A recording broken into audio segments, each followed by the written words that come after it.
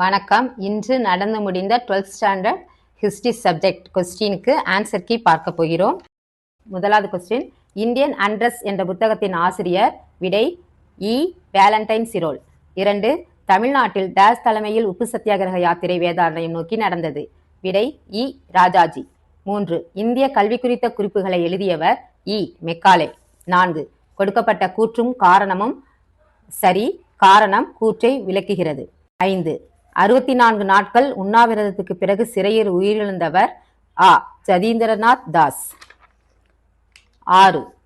பொறுத்துக. விடை ஆ. 7. New ஆம்ஸ்டர்டாமிற்கு days என மறுபெயர் சூட்டப்பட்டது. இ. நியூயார்க். 8. தனிநபர் சத்தியாகிரகம் எப்போது தொடங்கியது? ஆ. அக்டோபர் 17, 1940. 9. கெல்லாக் பிரையாண்ட் ஒப்பந்தம் டேஸ் ஆண்டில் கையெழுத்தானது? விடை இ. 1928. 10. சரியான வரிசையில் அமைத்து விடையை தேர்வு செய்க. விடை இ.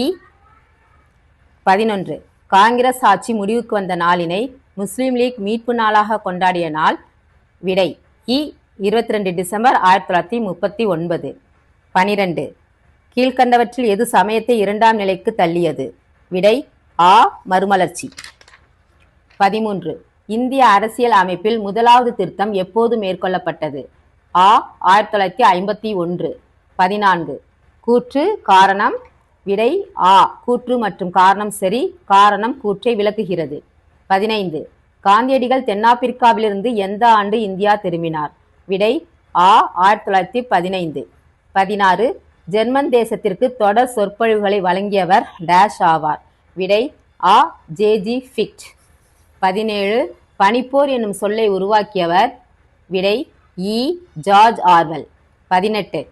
பின்வரும் கூற்றுகளை காண்க. எவை சரியானவை? விடை இ. மேற்கண்ட அனைத்தும். 19. அர்ஜென்டினாவை விடுதலையடை செய்தவர்? விடை ஆ. San Martin. 20. பொறுத்துக.